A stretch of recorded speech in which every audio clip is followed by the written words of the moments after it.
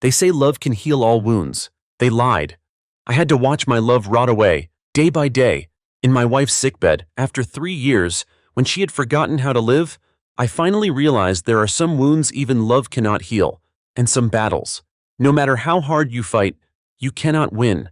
I'm Daniel, 41 years old, an engineer, the father of a 7-year-old boy, and the husband who left his wife when she was in a wheelchair.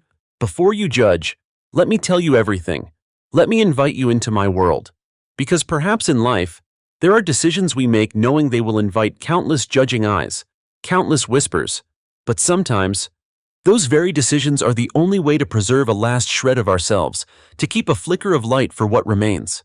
Is it possible that loving someone to the very end sometimes means accepting letting go? Not because love has run out, but because you no longer recognize the person you once clung to.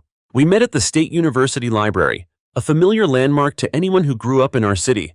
I was a clumsy engineering student back then, my head always filled with formulas and circuit diagrams. I was quiet, shy, and probably quite boring in the eyes of many girls. Sarah, on the other hand, was the complete opposite. She was a literature student, a girl with shiny dark hair, large round eyes sparkling with mischief, and a smile I called her eye smile, because when she laughed, her eyes lit up too, twinkling as if they held an entire starry sky. She had a unique habit of writing small poems on the back of book receipts, on crumpled napkins, or even on her palm. These verses were often spontaneous, poetic, and sometimes a little humorous, completely different from the dry numbers I worked with every day. I still remember our first meeting. I was fumbling for a reference book in the library, clumsily dropping a stack of books onto the floor. Sarah, sitting nearby, looked up, startled. Instead of being annoyed, she smiled, a radiant, non-judgmental smile, and then bent down to help me pick up the books. Her hand brushed mine, a surprisingly warm and gentle touch. From that moment, I knew my life would never be the same. Our love blossomed naturally and simply, like a wildflower by the roadside, unpretentious but full of life. Sarah liked my genuine, slightly naive nature. She said I gave her a sense of security and reliability, something the more bohemian guys in the literature department couldn't provide.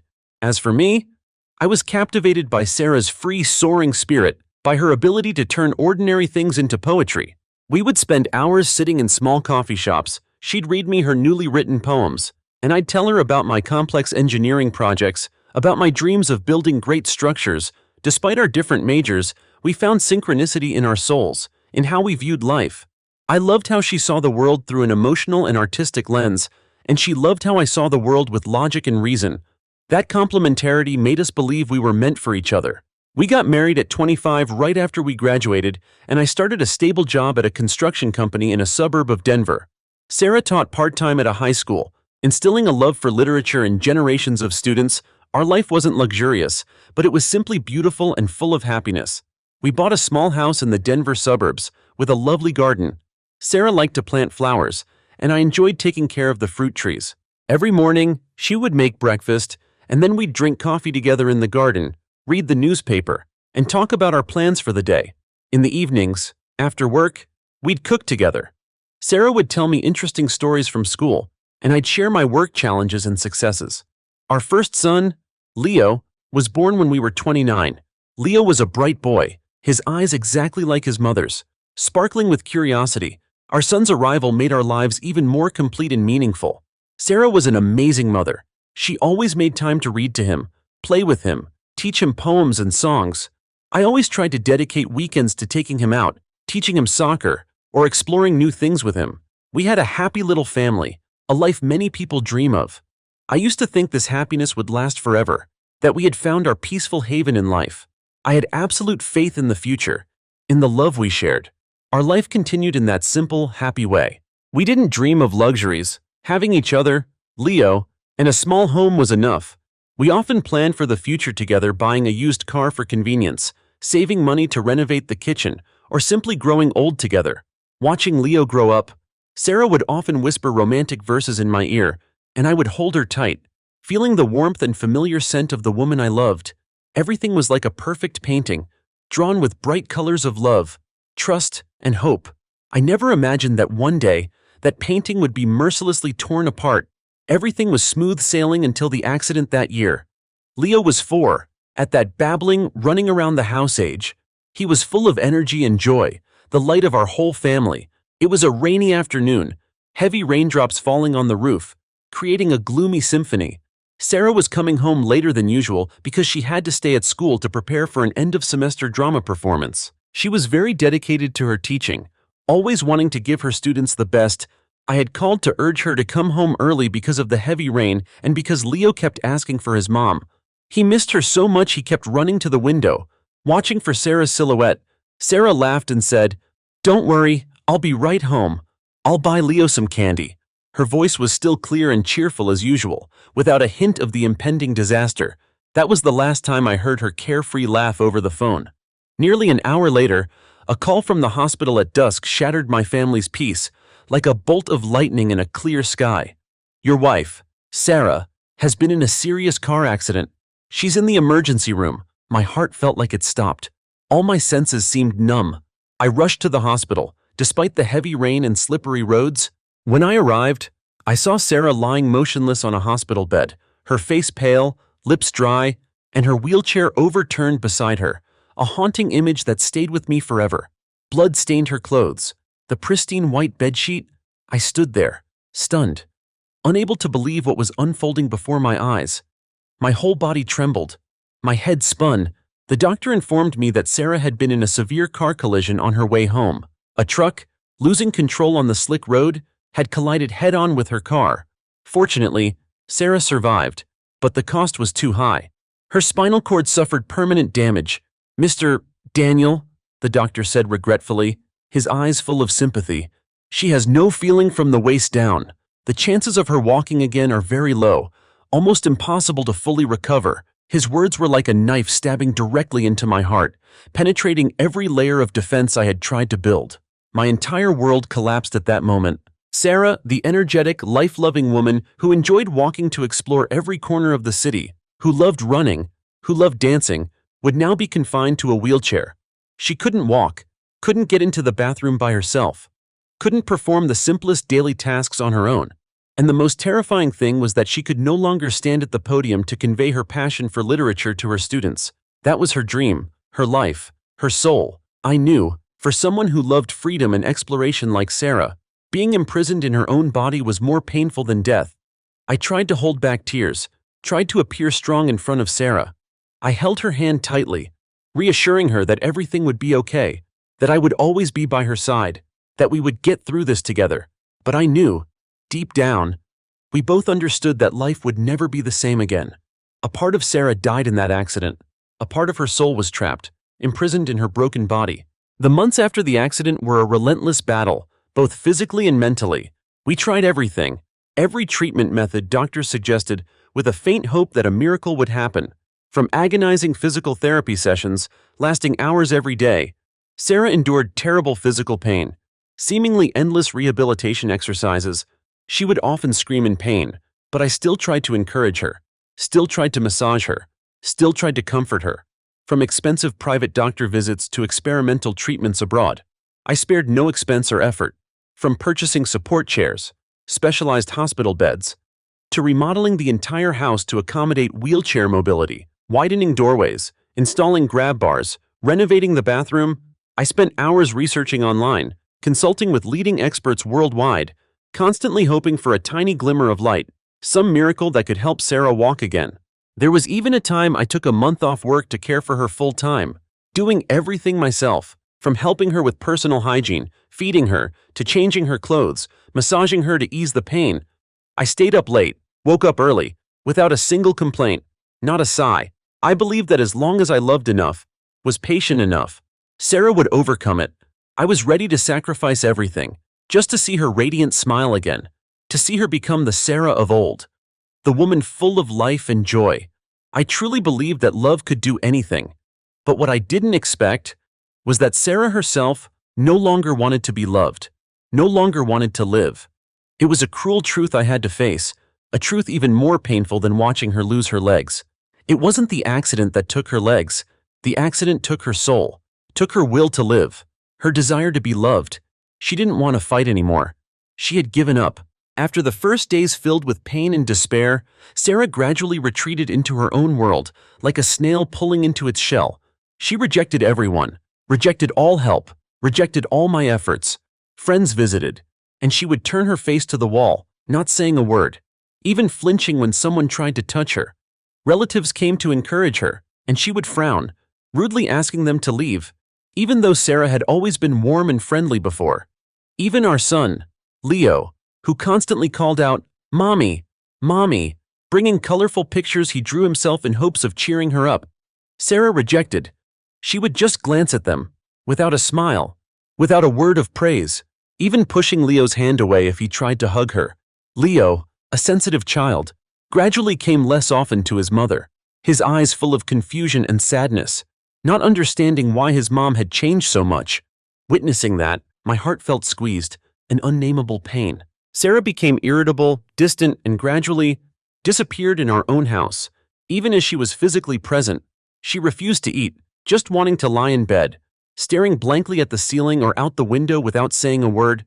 The literature books she once cherished, thick novels, romantic poetry collections, now lay stacked on her bedside table, thick with dust, as if long forgotten. The guitar she once played so passionately, its melodious chords having filled our home, now lay silently in the corner of the room, not a sound, never touched. Our house, once filled with laughter, music, lively conversations, now held only a terrifying silence, like a cold tomb. The ticking of the wall clock, the whirring of the wheelchair as I pushed her from room to room, and my own sighs were the only sounds breaking the stillness.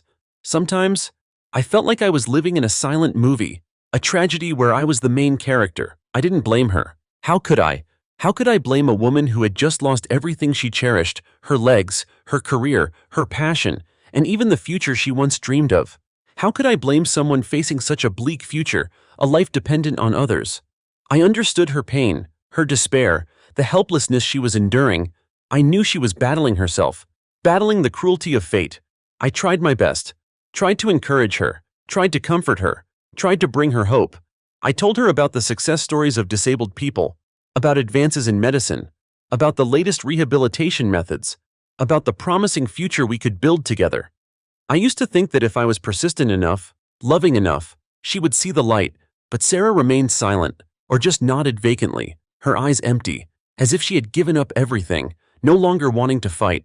I was exhausted. Not because I had to help her dress, help her with personal hygiene, or spoon-feed her every bite, not because of the heavy physical tasks I had to carry after work. I had gotten used to those things, and I was willing to do anything for Sarah. The real exhaustion, the exhaustion that wore down my soul every day, was seeing the woman I loved slowly disappear. She was no longer the Sarah I once loved. The woman with the radiant smile and soaring spirit, she didn't look at me the same way anymore. Her eyes no longer held the warmth, the admiration, the love I had once seen. She didn't laugh. She didn't read. She no longer called me her sweet crazy like before. The nickname she gave me in the early days of our love, the nickname I had once been so proud of.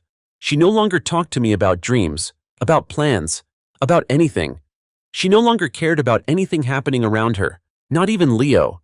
I became a stranger in my own home, a caregiver, a shadow, someone performing tedious tasks without a single response, not a smile, not a grateful glance. I felt like I was living in a pantomime, where I was the only one still trying to act, still trying to hold on to a glimmer of light, a fragile hope. My love, my sacrifice, seemed to mean nothing to her. She had shut the door to her soul, allowing no one in. Not even me. Not even Leo. And here's a painful secret I tried to hide throughout that time. A secret I never shared with anyone. Not even my closest friend. There were nights, when Leo was fast asleep, when the entire house was steeped in silence, I sat alone in the living room, staring into the void. I cried. I cried not out of pity for Sarah, not out of her pain, but out of pity for myself, for our love, for a marriage slowly dying in silence. I felt trapped, torn between love and despair, between loyalty and the desire to live. I loved Sarah, I couldn't deny that. The love was still there, deep in my heart, but it was slowly being buried under the ashes of despair. I couldn't live forever in a one-sided relationship, where I was the only one still trying to keep the fire alive. where I was the only one still trying to fight a battle I knew I would never win.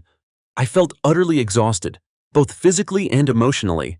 I had heard people say that love can conquer all, but now I realized that there are some challenges that even love cannot overcome. If one person has given up, Sarah had given up. She had given up on herself, on life, and on me. She had become a living statue, a soulless body, and I couldn't live forever with a statue. After 3 years, 3 long drawn-out years of silence, of futile efforts, of dull pain, I no longer recognized Sarah. She had become a completely different person, a stranger, a shadow of herself, a shadow without a single glimmer of light, and I was slowly becoming a shadow too. I no longer smiled, no longer had interest in work, no longer spent time with Leo as before. I felt like I was being dragged into the abyss with Sarah, like someone trying to rescue a drowning person only to be pulled down to the bottom of the sea with them.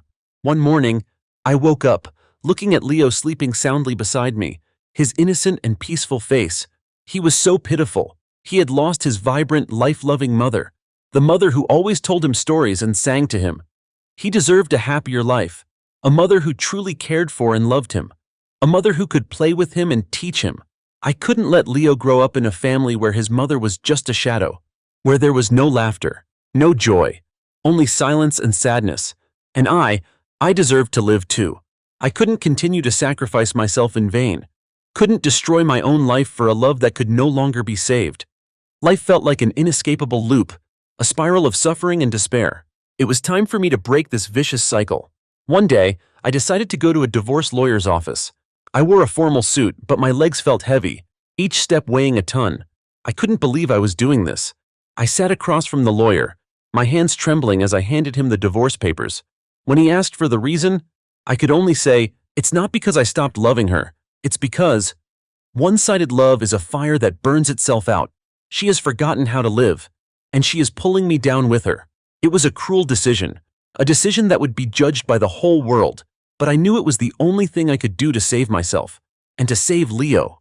I struggled internally so much, tormenting myself every night. Was I a terrible husband? Was I abandoning her? Was I betraying my vows from long ago?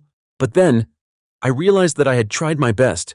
I had done everything I could, exhausted all my strength and mind. I couldn't force someone to live when they had given up on themselves. Love is not possession, but liberation.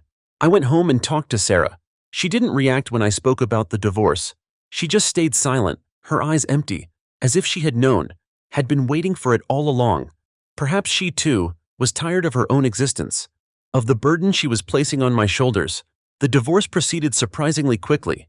We didn't have many shared assets to dispute. As I had handled almost everything over the past years, I still kept my promise. I continued to send monthly support money to Sarah, ensuring she had enough to live comfortably, enough for a private caregiver. I still brought our son to visit his mother every weekend, even though Sarah remained distant, still silent, still just a shadow. Leo still innocently played in his mother's room, still tried to tell her stories from school, but I knew, deep down, he also sensed that distance, sensed the emptiness in the room. The last time I touched Sarah's cheek was the day we signed the divorce papers. I tried to suppress my emotions, but tears still streamed down my face, hot tears of helplessness, of pain, and also of release. I held her cold hand, the hand that had once been so warm and soft, that had held mine tightly through so many storms. I looked deep into those empty eyes, eyes that had once sparkled with mischief and a love for life, and said the words I had prepared for a very long time. "I still love you, Sarah. Even though you're not the Sarah you once were, even though you've changed so much, I still love the person you used to be. But you're not living anymore. You're just existing. You've given up on yourself, on this life, and you're pulling me down with you. I can't continue this. I need to live.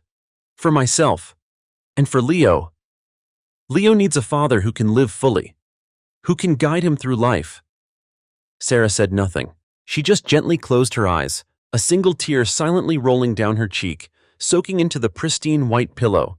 Perhaps it was a tear of acceptance, of release, a final letting go. Or perhaps it was a tear of regret for a life that couldn't be lived to the fullest, for shattered dreams. I don't know, but that was the last time I saw her cry. And it was also the last time I could touch her without feeling like I was touching a statue. an inanimate object. In that moment, I felt an enormous burden lifted from my shoulders, but my heart still ached. I had lost Sarah, but I had saved Leo. After our marriage officially ended, she refused all help from my family, from her friends, and even offers of support from the hospital regarding rehabilitation centers. Sarah had once been an independent, strong woman, but now, with her health condition, taking care of herself was impossible. I offered Sarah to stay in our house. Even though we were divorced, I still felt responsible and wanted Sarah to have a stable, familiar place to live. I would cover all living expenses and hire a professional caregiver to look after her. I even suggested buying a small apartment near my house so Leo could visit his mother more easily, but Sarah refused everything. She just silently shook her head, her eyes empty. Ultimately, Sarah decided to move into a specialized nursing home for people with disabilities in a small town about 2 hours' drive from Denver. It was a quiet, peaceful place, surrounded by trees with fresh air. I was very surprised when she made this decision. Sarah, who had once loved vibrant city life, had yearned for new things and exciting experiences, chose such a remote and quiet place to live the rest of her life. Before Sarah moved, I visited the nursing home. It was fully equipped for people with disabilities, with a team of professional and dedicated nurses and caregivers. There were large gardens, spacious common rooms, and even a small library. I spoke with the director of the nursing home, expressing my concerns about Sarah's condition. They assured me they would take good care of her and would try to help her adjust to her new life.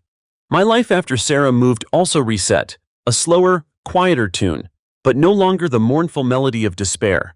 Initially, a sense of emptiness was inevitable. Familiar corners of the house suddenly felt alien without Sarah's presence, without the sound of her wheelchair, and without the oppressive silence that once hung over everything. Now, the silence carried a different meaning. It was peace, serenity after the storms. However, the quietness was sometimes unsettling, as if I were living in a different world, a world with just me and Leo. I tried to fill that void with work and my son, turning pain into motivation. I plunged into projects, working tirelessly, from early morning until late at night, but no longer to escape. I worked with a clearer purpose to build a good future for Leo, to make up for the months when he lacked the full attention of both his parents. We went to the park together, to the zoo, to museums, discovering new things.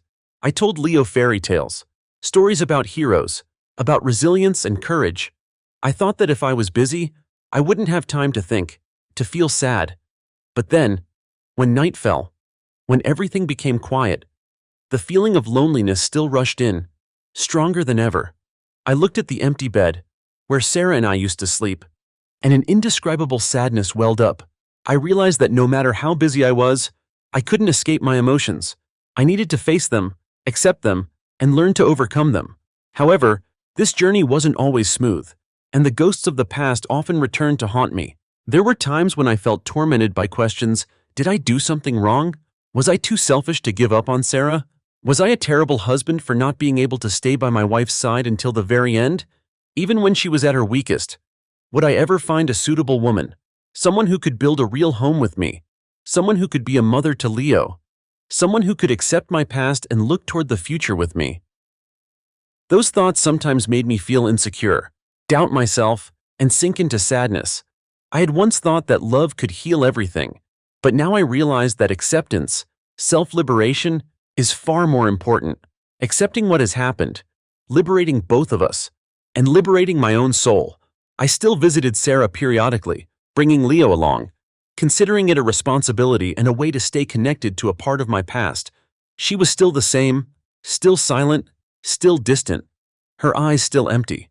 I no longer tried to talk or encourage her because I knew my words couldn't reach her. I simply was there, with Leo, sitting beside her, telling Leo stories, and letting him play freely in his mother's room. Leo was different. He still tried to talk to his mother, still told her stories from school, about his new friends, about what he had learned. I looked at my son, and I saw a part of Sarah still alive in Leo, a tiny spark, a piece of the innocence and zest for life that Sarah once had. I realized that even though Sarah was no longer the Sarah she used to be, I could still love her in a different way, a love that demanded nothing, carried no burden, a love of acceptance and compassion. I let her go, not because I stopped loving her, but because I wanted her to be freed from her own burden, from a life she no longer wanted to fight for. And I also wanted to free myself, so I could live a fulfilling life, so I could be a good father to Leo. I learned to accept that not every love story has a fairy tale ending, and sometimes, an ending is the beginning of a journey of self-discovery and the search for true happiness. That nursing home was where Sarah chose to stop, a final resting place for a life that could no longer fly. And I will continue on my path, with Leo by my side, with a healed heart and hope for the future. Time passed, and I gradually accepted reality and found peace in my new life. Leo grew up healthy and intelligent. He was my biggest motivation, the reason for me to keep moving forward. I still visited Sarah regularly, not as a husband but as an old friend, a family member, an indelible part of my past. My and Leo's presence didn't seem to change Sarah much, but I still felt I needed to do it, for her, and for my own conscience, for the beautiful memories we once shared. My career also took new steps. I was promoted to a higher position, had larger projects, and my income became more stable. But more importantly, I learned to balance work and personal life. I no longer threw myself into work to escape my emotions. I worked more efficiently and spent more quality time with myself, with Leo, and with meaningful relationships. I started finding joy in simple things, the small moments of life. And then, one day, an unexpected ray of light appeared in my life, a secret I never thought would happen, a flutter that had been dormant for a very long time. It was on a warm Saturday afternoon when I took Leo to the park. Leo ran and played carefree with other children, his clear laughter echoing across the playground. I sat on a bench, watching him, and felt a rare peace, a serenity in my soul. Suddenly, a gentle, warm voice spoke beside me, like a cool breeze dispelling the dark clouds in my heart. "Are you Daniel?" I turned, and there she was. She had shiny brown hair neatly tied back, large round eyes, and a kind, warm smile. It was Lauren, Leo's homeroom teacher.